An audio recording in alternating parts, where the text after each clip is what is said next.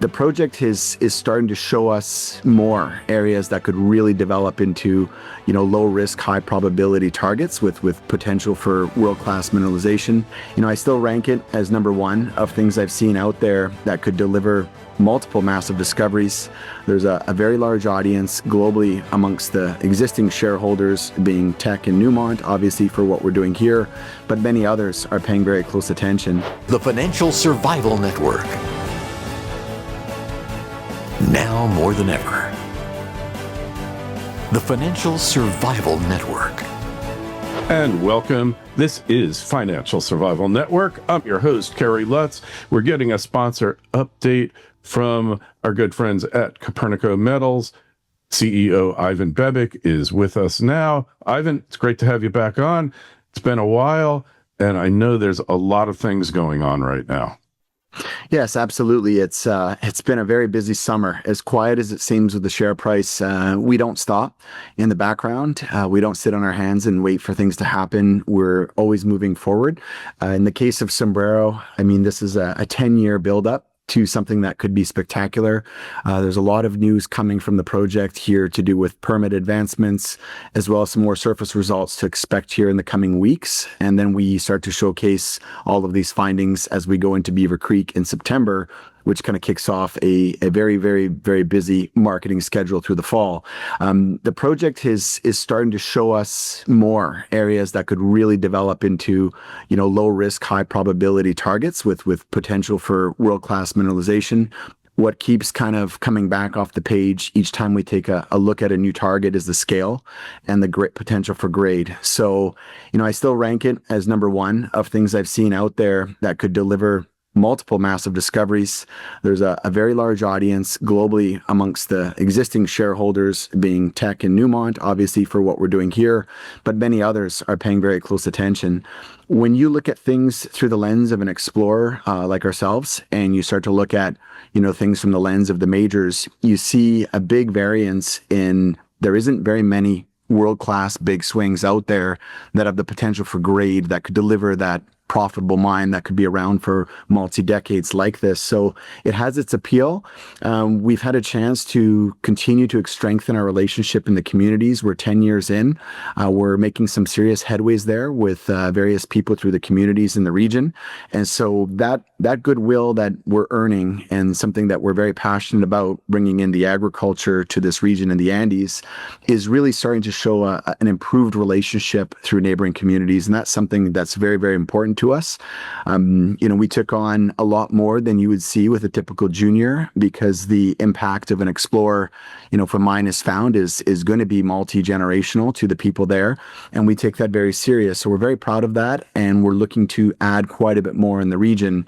And what's giving us that confidence to spend the money and the time to do that is, as I mentioned before, what we're starting to see in additional targets. And, I still don't think the best from surface of what we've seen so far to date has come out in these targeting. We are sampling new areas that we've never been to before, that we found in our vast land position, that we recently rationalized down to about half the land size.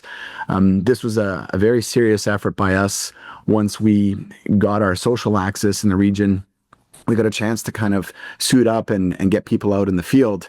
We were very, very fortunate to have Keenan Jennings, who's recently resigning off our board. I'll talk about that in a moment, to pursue a great career with Oceana Gold, a gold producer.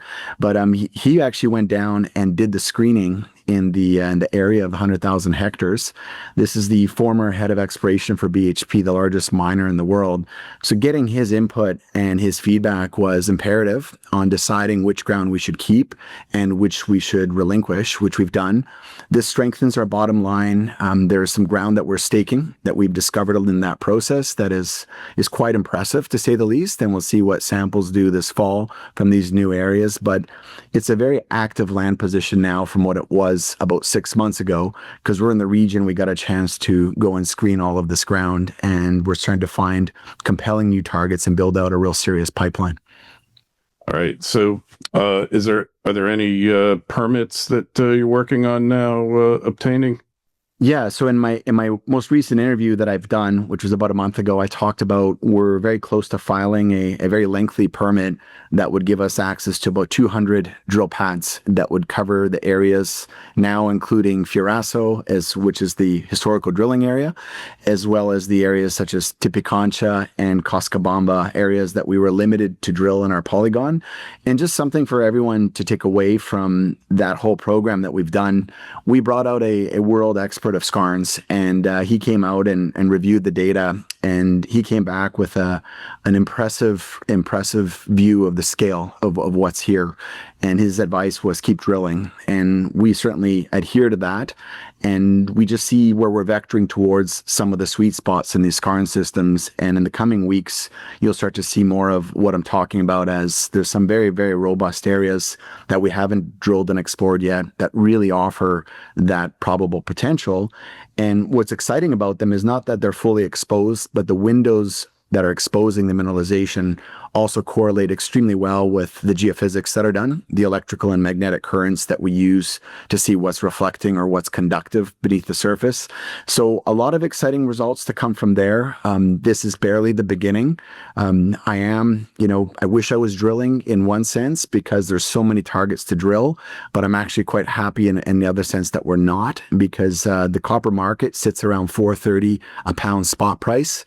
$5 a pound spot price was where we saw a real big lift in copper equities, junior equities with good drill plays last year.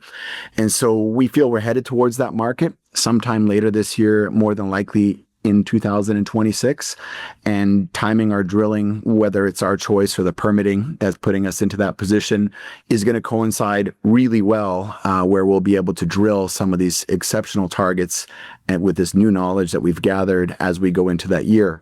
Going back to a topic I mentioned in our most recent press release, Keenan did step down and to go work with Oceana Gold as the senior executive head geologist for that company. That's it's a loss because he became a friend. He was extremely intelligent with his inputs, but he contributed in a way that we're going to get a lot of value out of over the coming years. It's very accommodating to have people like Keenan and Antonio Ribas, who's on our board, that held major senior roles with the major mining companies.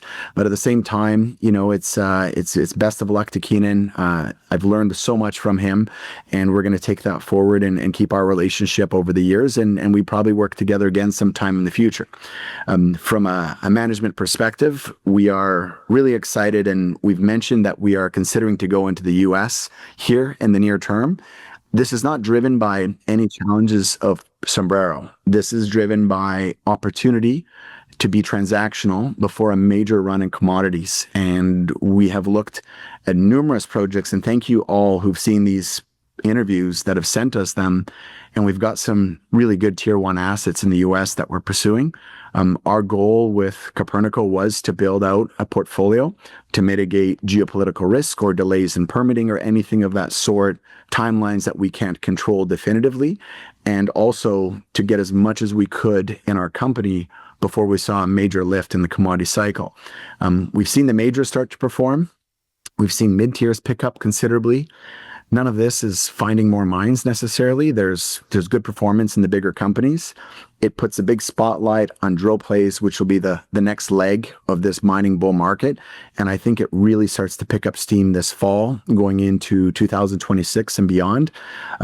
It's much harder to find mines now than it ever has been before, because a lot of the easier ones not only have been found, but they've also been mined. And to go after a project of the caliber of Sombrero, it requires a lot of perseverance and staying power. As I've mentioned in previous interviews, it's nearly been half my career pursuing this asset. And so far, every minute's been well worth it based on what we have in front of us. The success I've been fortunate to be been part of in my careers has not come from good marketing and great timing. It's come from very good assets. And that's where it all starts with us. Our team is extremely prudent and very disciplined technically, and they are very thorough, and they're setting us up for tremendous success at Sombrero and beyond as we look to expand our portfolio here in the coming months before we really see the market pick up. What's been missing from the company's share price, besides a lot of roadshows and marketing that would really explore this story further and invite speculators into speculating as something that's incredibly rare, has been the steady stream of news and catalysts. And the only way you get there, in my view, is you work hard behind the scenes and you work diligently. And that's what we've done. Full days for the last few months. And soon we'll have that news flow that we've been looking for going into the fall. So about the majors, it seems to me, they're continuing to deplete their reserves. They're going to have to, at some point here, get into a panic buy where they're going to have to go after every viable project that they can, especially in copper and, of course, in silver and gold, because we're really approaching deficit production here. And, when is this going to happen? I mean, they're making more money than they've ever made before. The price of gold being there, copper over $4. At some point, the panic buying sets in, doesn't it? Yeah, so I think that the key word and what you're saying is really dead on. It's competitive. I think there's a very, very competitive landscape developing amongst the major miners for these big assets. To fit their bottom line and to meet their thresholds, it's going to be a Sombrero type of scale opportunity, or a Santa Cecilia and our sister company Torque, things that can have half a kilometer long drill intercepts of consequence leading to more. In the case of Sombrero, we are quite underexplored, as everyone's aware, and that's been a permitting, path we're in. However, we expect that permitting timeline to improve considerably. Once we get this 200 pad permit, it's going to give us a lot of flexibility and time to line up additional permits in the background while we have plenty to drill in some of our most robust targets. But that scarcity of big mines is certainly out there. And then the also thing you're looking at is peak production. And the third part that not too many people talk about, I believe it's been Robert Friedland that first said this about a decade ago. It was the old mines are getting old. They're getting very deep. In Chile, some of the biggest ones in the world, Peru, a lot of these mines that you hear about, if you Google them, you'll see massive holes in the ground. And that gets very expensive to move that metal, the good quality metal, all the way up with the trucking. So there's a cost factor here that comes into it. Good quality mineralization or copper or gold on surface that you can exploit right from surface is really, really rare to find in scale. And that's something that's what we're looking for here, not just with the copper, but with the other gold assets we're considering, things that would really meet the threshold of both. We like gold a lot as well. It's the sizzle, if copper is the steak, of what's coming. And being a copper gold company, not too different from Newmont or Barrick's model. And now we're seeing Agnico Eagle talk about copper as well. I think that's the perfect blend, especially for a junior to go out and stay marketable, perform with its share price, and get a chance to finance itself, properly at good valuations as things come together on the copper side. But it's a competitive environment. The share price has languished this summer. It's not something we're proud of or worried about at this time. My first company went from 10 cents to $9 per share. I've been through that model. Second one went from 60 cents to $3.60 per share. If you held shares of Agnico Eagle, it's $17 per share today. I've been through the monetization model. It's something we understand extremely well. If I was to quantify where we are in the exploration cycle, this would be like the early days of Keegan in that 10 to 25, 30 cent range, based on the potential that we believe exists at Sombrero in numerous assets, not just a singular asset, and the scale of what can happen there. And that's something we're going to look to exploit here in the coming months as we get permits and start to bring this project online. All right, Ivan. So one final question, the status of the Treasury, what's happening there?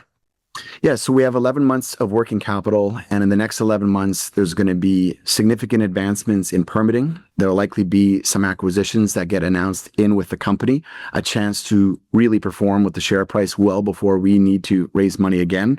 The caliber of Sombrero at this project is drawing a lot more attention, making it a very, very easy asset to finance. But right now, we have no near-term plans for financing. We have dilutables that are near the money that we can exercise with existing shareholders. So we're extremely well capitalized before we would deliver serious amount of catalyst and need to raise money again. So we're in a really good shape financially as we sit here today. All right. Well, it's exciting. I'm glad we got this update.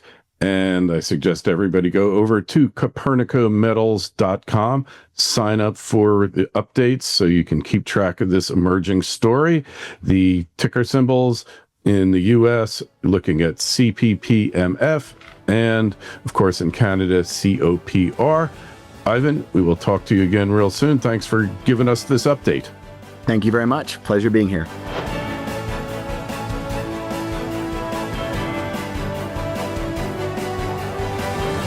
The Financial Survival Network.